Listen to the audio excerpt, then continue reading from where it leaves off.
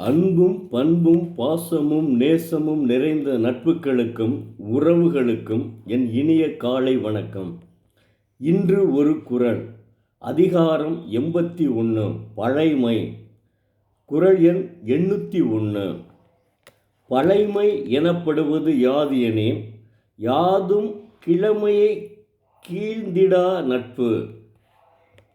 பழைமை என்று சொல்லப்படுவது எது என்று வினவினால், அது பழகியவர் உரிமை பற்றி செய்யும் செயலை கீழ்ப்படுத்தாமல் ஏற்கும் நட்பாகும்.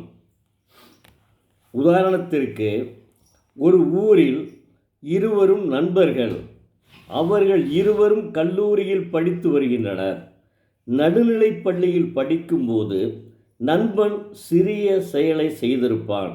அப்போது நினைவுக்கு வந்தது, மற்றொரு நண்பன் அது சிறிய செயலாக இருந்தாலும் பழிக்காமல் அவற்றிற்கு அந்த நண்பன் உடன்பட வேண்டும்.